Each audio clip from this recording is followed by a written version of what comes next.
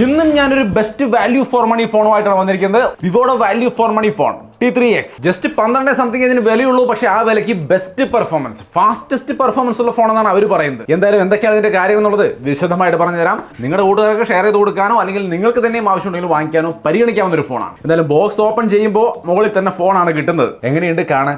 ഡിസൈനെ കുറിച്ച് പറയാം. അതിനു മുമ്പ് ഇതിനകത്ത് കുറച്ച് ഡോക്യുമെന്റേഷൻ, സിം ടൂള്, അതേപോലെ കേസ്, പിന്നെ 44 വാട്ടിന്റെ ഫാസ്റ്റ് ചാർജിങ് കേബിൾ, ഇത്രയും കാര്യങ്ങളാണ് ഈ ബോക്സിലുള്ളത്. നമുക്ക് അത് അങ്ങോട്ട് മാറ്റി വെക്കാം. ഫോണിലേക്ക് വരാം. സോ 15,000 താഴെ അടുത്ത ഒരു value for money phone. Snapdragon 6 Gen 1 എന്ന പ്രോസറാണ് ഇതിനകത്ത് ഇരിക്കുന്നത്. 5,60,000 റേഞ്ചിലൊക്കെ വരുന്ന ഒരു ആറ്റിറ്റ്യൂഡ് സ്കോറും കാര്യങ്ങളൊക്കെ ഇതിനകത്ത് വരുന്നുണ്ട്. ഫൺ ടച്ച് OS 14 ഇത് വരുന്നത്. ആൻഡ്രോയിഡ് 14 ബേസ്ഡ് ആണ്. പിന്നെ LPDDR4X റാമും UFS 2.2 സ്റ്റോറേജും വരുന്നുണ്ട്. ഇതിന് കോമൺ ആയിട്ട് 128 GB സ്റ്റോറേജ് ആണ് വരുന്നത്. റാം 4 GB റാം വരുന്നുണ്ട്, 6 GB റാം വരുന്നുണ്ട്, 8 GB റാം വരുന്നുണ്ട്. ഏതെടുത്താലും 128 GB സ്റ്റോറേജ് കിട്ടും. റാമിൽ പിന്നെ ഇവരുടെ ആ ഒരു റാം കൂട്ടി ഉപയോഗിക്കുന്ന പരിപാടിയൊക്കെ ഉണ്ട്. നിങ്ങൾക്ക് അതൊക്കെ വേണമെങ്കിൽ ഉപയോഗിക്കാം. വേറെ UI ലാഗും കാര്യങ്ങളൊന്നുമില്ല. വളരെ സ്മൂത്ത് ആയിട്ട് പെർഫോം ചെയ്യാൻ നിങ്ങൾക്ക് ഇവിടെ കാണാം. ഇത് കൂടാതെ അത്യാവശ്യം ചെറുകിട ഗെയിമൊക്കെ കളിക്കാനും ഈ ഫോൺ ഉപയോഗിക്കാം. നല്ല പെർഫോമൻസ് ഉള്ള ഫോണാണ്. സോ അങ്ങനെയാണ് ഇതിന്റെ ഒരു പെർഫോമൻസ്.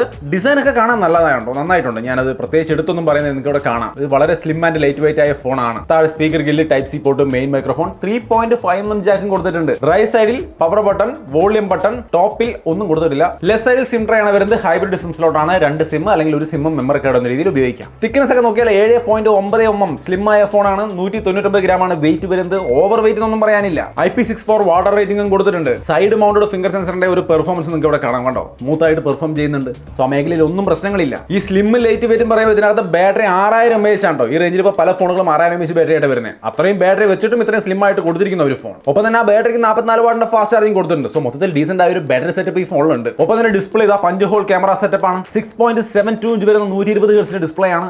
LCD ഡിസ്പ്ലേ ആണ്. പക്ഷേ തീർച്ചയായിട്ടും നല്ല 5 ഹോൾ ക്യാമറ സെറ്റപ്പും സ്ലിമ്മർ ബസ്സിലും ഒക്കെ ആയിട്ട് നല്ല ലുക്കിൽ കൊടുത്തിരിക്കുന്നു. സൺലൈറ്റ് വിസിബിലിറ്റിയും കാര്യങ്ങൾക്കൊന്നും കുഴപ്പമില്ല. ഫോട്ടോസ് എടുക്കാൻ വേണ്ടി പുറത്തൊക്കെ കൊണ്ടുപോയി ഞാൻ ഉപയോഗിച്ച് നോക്കി. ഇത്തിരി സമയം കൊണ്ട് ഒരു അൺബോക്സിംഗ് വീഡിയോ ആണെങ്കിൽ പോലും പുറത്തൊക്കെ കൊണ്ട് ഉപയോഗിച്ച് നോക്കിയപ്പോൾ ബ്രൈറ്റ്നസിനൊന്നും വലിയ കുഴപ്പമില്ല. 1000 nits ബ്രൈറ്റ്നസ് ഒക്കെ കൊടുത്തിട്ടുണ്ട്. അതുകൊണ്ടാണ് അതൊക്കെ ഡീസന്റ് ആയിട്ട് നിൽക്കുന്നത്. പിന്നെ DCI-P3 സപ്പോർട്ടും കാര്യങ്ങളും എല്ലാം വരുന്നുണ്ട്. ഓവറോൾ നല്ല ഡിസ്പ്ലേ. ഡുവൽ സ്റ്റീരിയോ സ്പീക്കർ വരുന്നുണ്ട്. അതുകൊണ്ട് തന്നെ മൾട്ടിമീഡിയ എക്സ്പീരിയൻസ് ഒന്നും പ്രശ്നമില്ല. സൗണ്ട് ക്വാളിറ്റി ജസ്റ്റ് ഒന്ന് കേൾപ്പിച്ചു തരാം.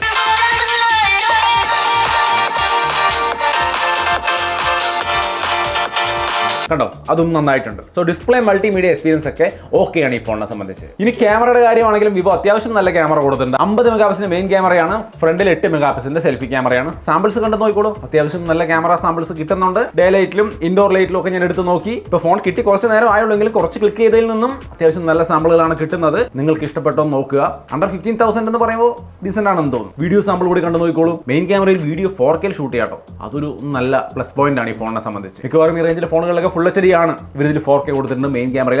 അതിന്റെ റിസൾട്ടാണ് നിങ്ങൾ ഈ കാണുന്നത്. സെൽഫി ക്യാമറയുടെ വീഡിയോ സാമ്പിളുകളും ഇവിടെ കാണാം. സോ ഓവറോൾ ക്യാമറ ഈ ഫോണിൽ അത്യാവശ്യം നല്ലൊരു പാർട്ടാണ്. സോ നല്ലൊരു ക്യാമറ ഫോൺ നോക്കുന്നവർ ഇത് ഒന്ന് വിശദമായിട്ട് ചിന്തിക്കാവുന്ന വിഷയമാണ്. നല്ല ക്യാമറയാണെന്ന് തോന്നുന്നു. പിന്നെ ബ്ലൂടൂത്ത് 5.1, അതേപോലെ തന്നെ USB 2.0, പിന്നെ ഒട്ടനവധി മറ്റ് ഫീച്ചറുകൾ, സ്മാൾ വിൻഡോ, അതേപോലെ തന്നെ മൾട്ടി വിൻഡോ ഫീച്ചറുകൾ, നമുക്ക് ഒന്നിലധികം ആപ്ലിക്കേഷനുകൾ തുറന്നിട്ട് ഉപയോഗിക്കാം. അങ്ങനെ ഒട്ടനവധി മൾട്ടി ടാസ്കിംഗ് ഫീച്ചേഴ്സും കാര്യങ്ങളൊക്കെ ഇതിൽ വരുന്നുണ്ട്. വിവോടതായ എല്ലാ ഫീച്ചേഴ്സും ഉണ്ടാവുമല്ലോ, അതൊക്കെ ഇതിനകത്തും വരുന്നുണ്ട്. ഓവറോൾ വേറെ പ്രശ്നങ്ങളൊന്നും പെർഫോമൻസിലും കാര്യങ്ങളൊന്നും വരുന്നില്ല. മൊത്തത്തിൽ design, display, performance, camera, battery എല്ലാം കൊണ്ടും ഈ ഫോൺ ഇതിന്റെ വില വെച്ച് നോക്കുമ്പോൾ വളരെ നന്നായിരിക്കുന്നു. വില എന്ന് പറയുന്നത് 4 GB റാം 128 GB സ്റ്റോറേജിന് 13,499 രൂപ. 1000 രൂപയുടെ ബാങ്ക് ഓഫർ കൂടി കിട്ടും. സോ 12,499 രൂപയ്ക്ക് നിങ്ങൾക്ക് ഈ ഫോണിന്റെ 4GB മോഡൽ കിട്ടും. ഇനി കൂടുതൽ റാം വേണമെങ്കിൽ 8 GB റാം 128 GB നോക്കാം. അതിന്റെ പ്രൈസ് അവിടെ നിങ്ങൾക്ക് സ്ക്രീനിൽ കാണാം. 24-ാം തീയതിയാണ് സെയിലും കാര്യങ്ങളൊക്കെ സ്റ്റാർട്ട് ചെയ്യുന്നത്. കൂപ്പൺ കോഡും കാര്യങ്ങളൊക്കെ അടക്കമുള്ള പർച്ചേസ് ലിങ്ക് എല്ലാം ഞാൻ താഴെ ഡിസ്ക്രിപ്ഷനിൽ കൊടുക്കുന്നുണ്ട്.